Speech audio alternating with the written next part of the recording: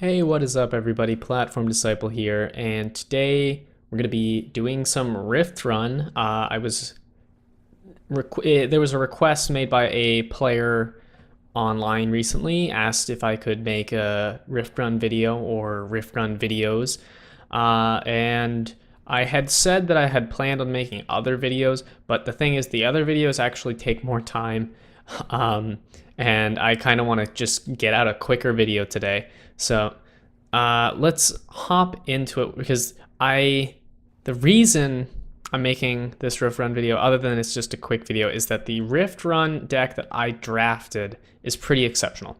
But first, let's talk about good Rift Run decks. So I have two Rift Run decks here in saved. This is what happens when you purchase the deck at the end. And these two decks both got me 20 plus wins.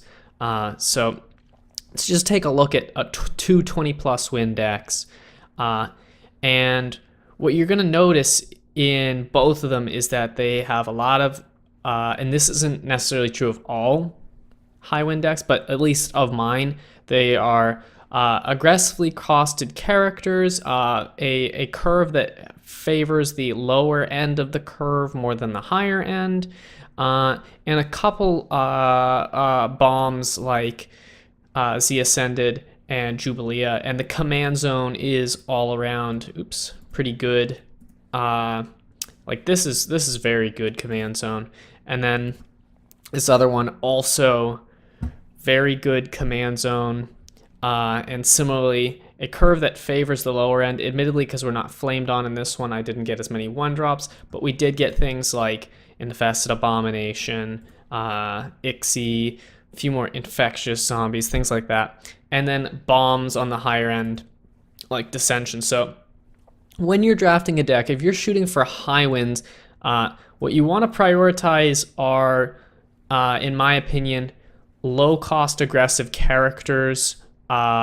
Then you care about efficient removal, and by efficient removal I mean like the premium removal, like for example, spontaneous combustion. There are certain cards that just are strikingly good removal. Some cards are not as good removal, like, let me think of a bad removal spell that I wouldn't use. Dehumanize. Dehumanize is one that I would definitely pick because removal is good, but it's not like a high priority removal pick. And then you care about bombs. Each faction has certain cards that are just overwhelmingly powerful. Dissension is one of them. Dissension can win you Rift Run games by themselves. But interestingly enough, the Rift Run that I'm going to be doing today is not a great deck, or at least I don't think it is. There are some things that are very good about it, like the 3 support drones.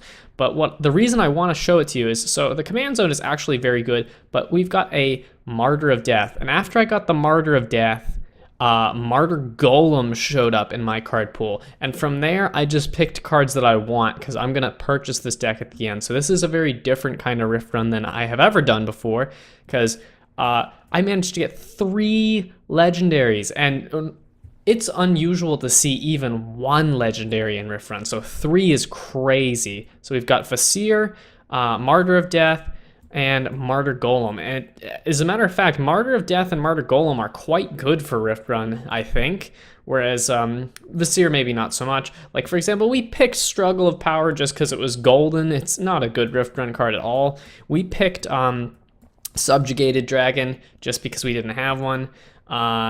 And the rest of the deck, there's actually some pretty decent stuff in there. Like if you're looking through, you'll see some decent removal, and some decent characters. It's not nearly as aggressive as the other decks I just showed you, but we're gonna hop in and just give this a try. Okay, so here we are in game. Right off the bat, I will say that he also has what appears to be a very powerful command zone. And our opener's not bad. We actually don't have that many 1-drops, so I don't know if it's going to get much better than what I currently am showing you. So we're just going to keep it and jump into the game. He mulliganed to one card, which I promise was definitely, there's just no way that was the right decision. How many times? Man. How are you gonna mulligan to 2 cards and think to yourself, my hand would be better if I shuffled it away for 1 card? It shouldn't happen. We're gonna try to get a favorable trade on the Bloodthirsty Dead here. Looks like it's gonna happen. Oh yeah, one thing I didn't mention, there's light hitting my face right now. I guess this particular time of day I record is just when the sun is coming through the window. So if it looks a little weird, I mean, you probably figured that's what was happening anyways, but I thought I would just mention it, that I'm not completely ignorant to the fact that the video quality may be affected. But yeah, anyways. All right, so we're gonna defend with Splitter Light in case he's crazy enough to go into the assault zone. He's not. We're gonna have to watch out for the parasite, evolving parasite. Also, I've had a conversation with one of my relatives about this, but because he kept saying people were using Disease Zombie on certain really, really large cards in his command zone. And I'm going to say the same thing. Martyr of Death is not going to die to Diseased Zombie. And even then, Martyr of Death is a card that I don't plan on... I don't plan on playing Martyr of Death unless I'm gonna blow everything up, probably. So if you're gonna poison something, you should, especially early in the game, generally poison the card that's gonna have the most impact when it comes out, or something that it'll actually kill. Like if I had Disease Zombie in my hand, I might consider poisoning Drone just to put a clock on it, or poisoning the Aether Acolyte to slow it down. And we have our Martyr Golem here, so we can be aggressive with this. We're trying to, you know, not give him the 11-3, or maybe we don't even care. Maybe we'd rather him get the 11-3 than the Splitter Light. I don't know. We'll just fire it off and see what happens. So Martyr Golem is getting a very favorable trade for us. Oh, yeah, Martyr Golem still lives, so that's good. So we can actually heal up our Martyr Golem. Oh, so it turns out the poison is actually going to be relevant. That could have easily put our Martyr Golem in grave peril. I don't think we need to defend. I think he needs to move Evolving Parasite at some point. Also, I don't know if his luck is as bad as mine, but whenever I have Genesis Spy hit me, I draw the misinformations a statistically unlikely number of times. I end up with those misinformations in my hand very quickly. It's very annoying, but what can you do? Okay, and we're gonna put the +3/+3 on the Genesis Spy because it is the card we want most to, you know, actually get through. Ooh, so I should have actually moved the Martyr Golem out. That was a mistake. Because it was telegraphed that he could do that, and it's not unusual for me to want to keep it in my support zone. I think we might defend with Splitter Light here. And we're just gonna try to develop a board state with our characters. We're never ever gonna play Struggle for Power, to be honest. It's very unlikely that'll ever happen because I don't think we drafted any Tinkers. If I had drafted a Tinker or two, then it would be a whole different story, but that's not what happened. And those trades were acceptable for us. We are gonna pay to keep our Bombot alive because it actually hits very hard. We're gonna line things up like this because this means that no matter how he puts things, we're gonna get in for damage. You know, I said I'd never play this, but I don't really feel like I have that many better options. I could play the Wealthy Noble to set up for Subjugated Dragon, but the thing about playing Wealthy Noble is that he's got Proctal in the command zone, so I'd have to be doing things with the Wealthy Noble that I wouldn't really ordinarily want to do, like move it into the assault zone. So this is going pretty well. When we get to 10 resources, we're gonna, no. We're gonna play it this turn, or are we? Yeah, if we play it this turn, we'll jump straight to 11, which will give us the Subjugated Dragon, which obviously is very good to have out. We're gonna increase the power of the Splitter Light so that it can trade. We're gonna move our Aether Acolyte out as well. And then we're just gonna see what happens. Okay, here we go. So he's playing around the unstable bomb bot very heavily, which puts him extremely low. Oh, I think he's conceded. Yeah, he conceded. That was fun. Like I feel like this video could fit one more game in it. So let's give it a shot. Okay. So here's our second game. And as I did last game, we're gonna talk about his command zone. Luca is probably not a very strong card unless he drafted a really, really heavy amount of Genesis. But the other two are very good command zone cards that make it very difficult for me to justify putting my characters in the assault or defense zone because they risk either inflating the power of Dead Feaster or just straight up going under his control. We might use Support Drone to, we're gonna boost up our Aether Acolyte, and the goal there is that Aether Acolyte is gonna actually potentially be able to kill Dead Feaster and or Super Infectious Zombie.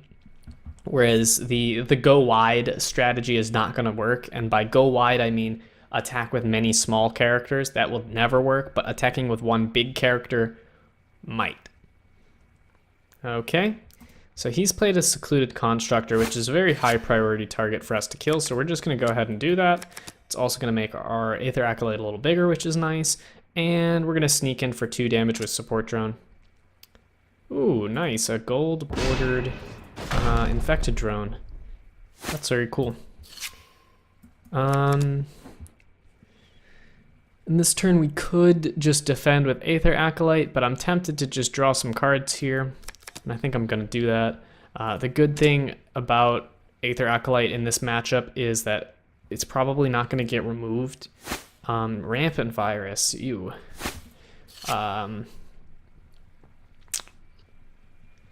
And what do we do here? Let me think. I think I'm gonna play Defense Golem and try to stall, because I wanna get this Aether Acolyte large and in charge. We can also just kind of like, we can play the slow game here. He's not playing an aggressive deck, it seems like. We have Mass Death for turn 6. Looks like we're even gonna get potentially some good value off of it with the Veror Death Worshipper. And the late game for us is very strong. We have Rancid, we have Vasir, and we have Martyr of Death. So we can play Martyr of Death, wipe everything out, and then immediately follow it up with Rancid, that's gonna be backbreaking, especially since Sleepers and Genesis, if he has controlled Temporal Anomaly, that's really bad for Rancid, and if he has Eaten by Zombies, those are really the only 2 removal spells we're gonna have to care about. And I think I'm comfortable with how things are now. So he's pulled back his Dead Feaster. I might actually wait a little longer for Mass Death, because he just played, he did something very cautious, and that could indicate his play style or that he's gonna play around mass death. So we're gonna wait for him to we're gonna wait for at least one more turn to make him think that we don't have the mass death. And the longer he waits, the better. Because like I said, once we hit turn 10, we can do the full reset if we want and just kill everything. So we're just gonna do a demoralize, and there is a small chance that demoralize could put us a little closer to winning through morale, because as I've said a bazillion times at this point, Martyr of Death kills everything, and if he's got a lot of stuff out, the morale costs add up. So we're looking at 12 right here, 16, 19, 20, 22 morale damage. Oh, and there's a Agent Coil. That's also going to be some good morale damage. We're going to mass death next turn. Yeah, we're going to mass death here. If it misses, we'll have to defend. If it doesn't miss, then we're going to have a very, very big Varor Death Worshipper. So that was a very sweet combo that he got with Agent Coil Assimilator and Luca. I was saying that Luca was not going to hit anything, but it actually hit his whole board, which is really impressive because Agent Coil Assimilator makes all of his characters both artificial and undead, which ordinarily I think is like not that big of a deal. Like I haven't seen like even in constructed that many decks that take advantage of his effect, and they did play around mass death. That sucks for us so bad. So we're gonna have to be defending now. But we only need a couple more turns and we can use Martyr of Death. We're not going to have priority on turn 10, which sucks, but I don't think he's going to kill Martyr of Death if we put it into the support zone. I think we're going to Ashes to Ashes this guy because he provides the most power, as he himself is a 13/13 and he's giving everything else +1/+1.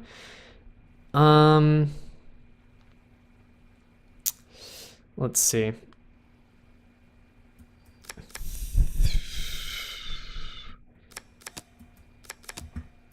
think we're going to do it like this.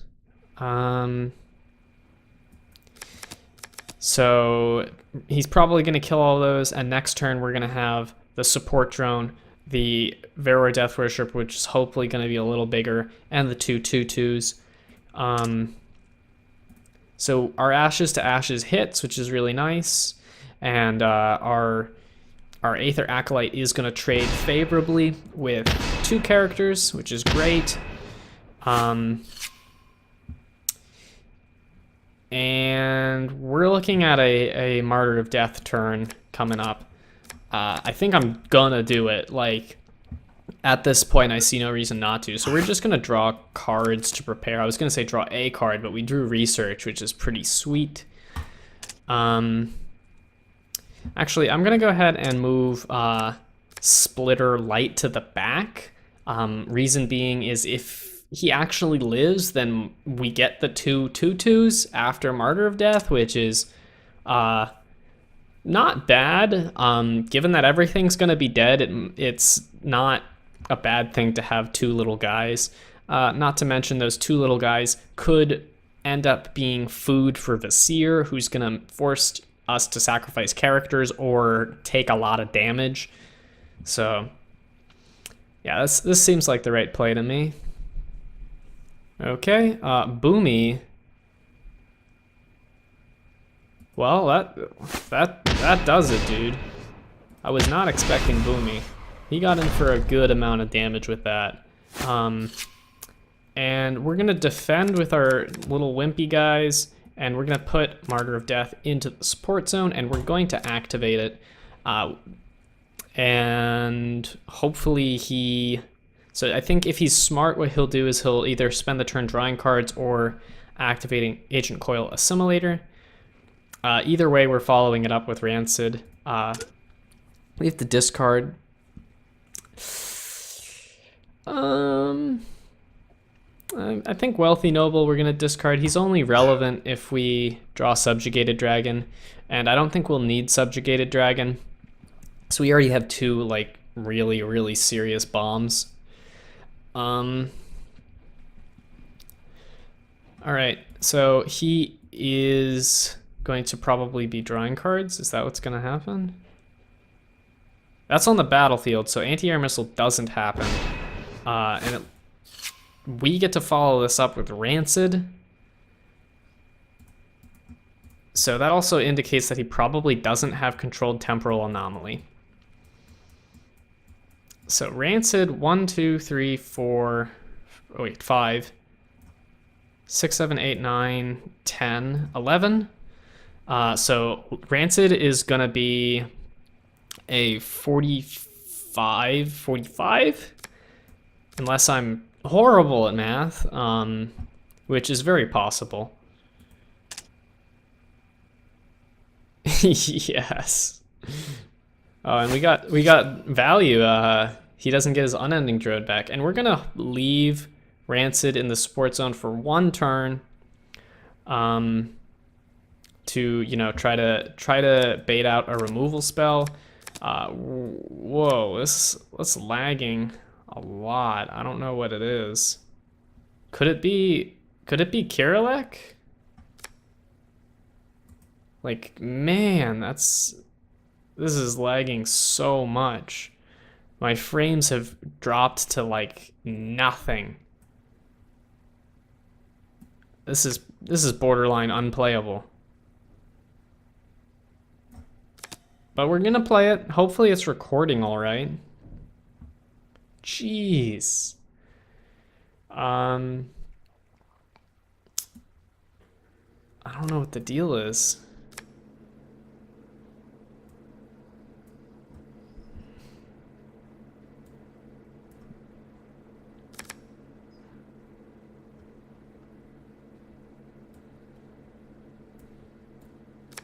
Okay, we have a couple frames per second now. You know, more than 1.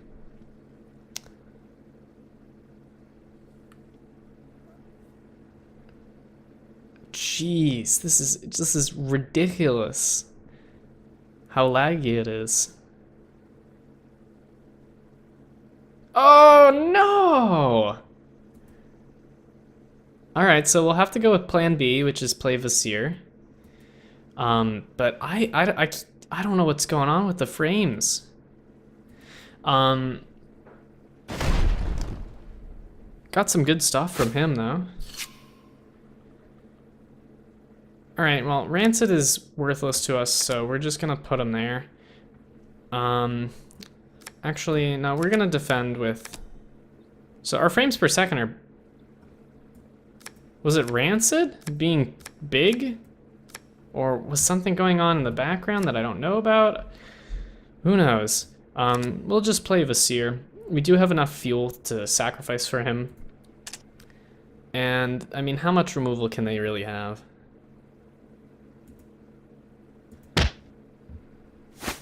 Ooh, subjugated dragon. So yes, we do want to sacrifice.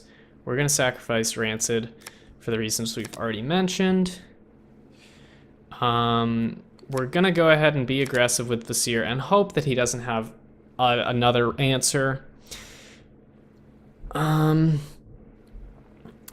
kind of upsetting for us. I'm gonna play Unstable Bombot. Help us stall.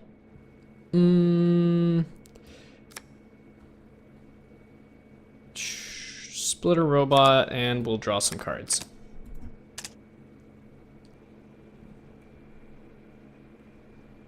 Okay, so he's pulled back Boomy, which is weird.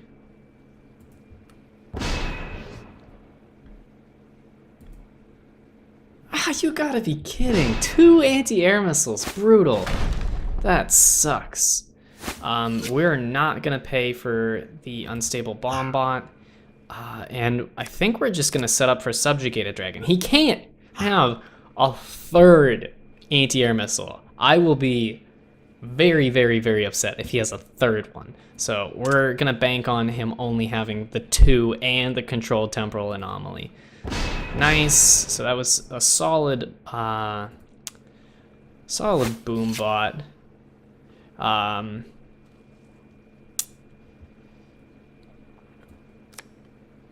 It sucks that he's got Kirilek. But what can we do? I think we're just gonna defend here. I don't really care that much if we give him a little Timmy bot.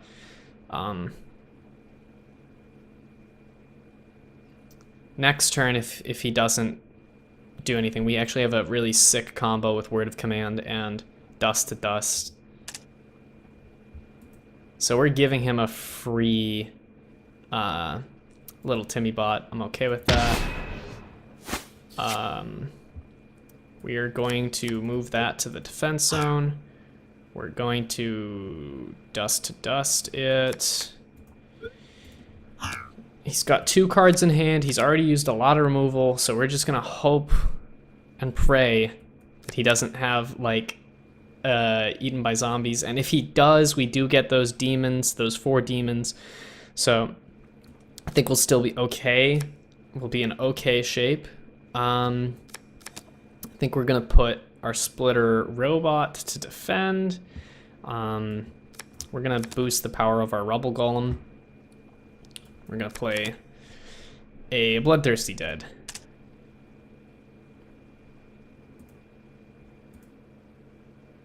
So he's saved his bomb bot.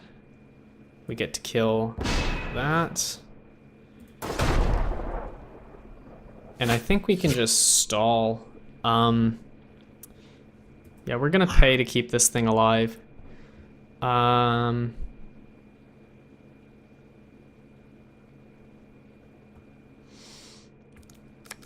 gonna zap that guy.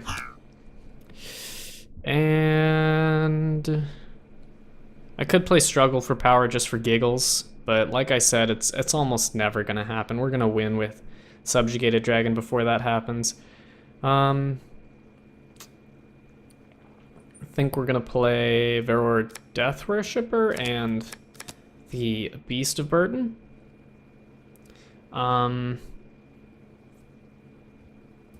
We're gonna defend just in case. Boomy would be pretty bad, but not that bad.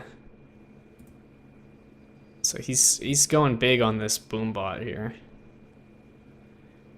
Poison 3, so he's gonna try to kill it with just straight up damage. Yeah, we're gonna pay to keep us alive. We don't want to hit our dragon is the thing. Actually, no, we're gonna pay to keep it alive, but we're gonna move our dragon off this turn in case he actually pops his guy. And we're gonna move some crap in here. I think we're gonna play Struggle for Power. I just don't want to play any other things. And we'll play a Mask Initiate. Remove one more guy here. I just want to play it really safe. So he's still not using his bomb bot. I need a way to kill that thing. We get... Oh, we do not get a favorable trade here. We get a terrible trade.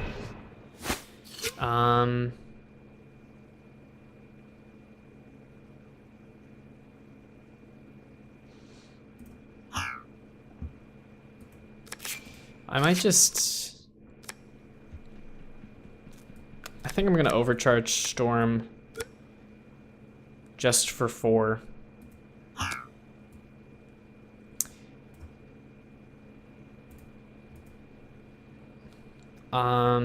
We'll play the Dragon Project. Just get Struggle for Power going, I guess. We're gonna move this out just in case he puts out a couple heavy hitters that live through the board wipe. But what I'm thinking he's gonna do is he's gonna actually pop the Boombot this turn.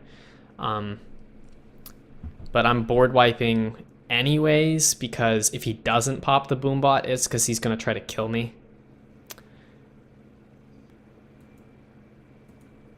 Jeez.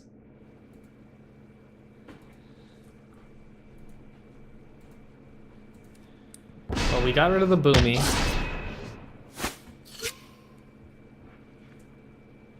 We're gonna let our Boombot go this time. There's nothing on his side that lives through that. We'll play our guy. We're gonna draw a card. Ooh. Martyr Golem is going to turn out to be very good for us. Because what Martyr Golem is going to do is we can go all in, and we don't have to care about boomies, we don't have to care about unstable bomb bots. So that's what we're going to do next turn, is we're going to actually go for the kill. I could not pop my bomb bot this turn, which would make it potentially guaranteed, because it'll kill all his defenders, but I want to be sure. Okay, that was really good. He doesn't have his bomb bot. He's also running low on morale. So we're gonna play our Martyr Golem.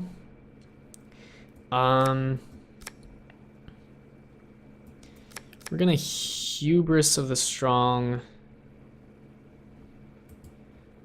Yeah, we're gonna Hubris of the Strong this guy. I don't think I'm gonna play Ashes to Ashes. I don't think it's gonna hit anything. He attacks first, so we're gonna defend with these two just in case, which should be more than enough because of the Martyr Golem.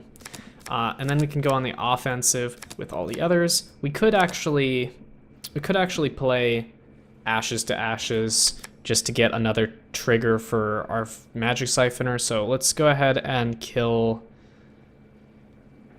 Let's shoot for the Beast of Burden.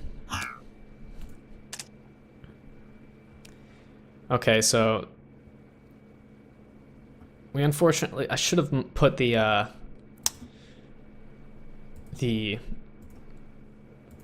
shoot, I forgot, Death Cultist, Veror Death Worshipper or something like that first.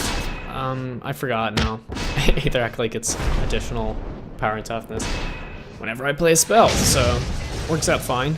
And that's our first 2 games in this really crazy Rift run. And I'm gonna upload videos in the future completing the Rift run, but we're gonna do that over the span of I don't know how long. It's gonna depend on how much demand there is for the video. Like if everyone is commenting and liking the video and saying like, listen, we want the rest of this Rift run, then I'm gonna go ahead and do that. But if not, I'm gonna prioritize other videos first and have this thing as like a backup plan, basically. But yeah, I will be using a similar title and just like label it part 1, 2, 3, and 4, so you guys will see it then. And until next time, peace out.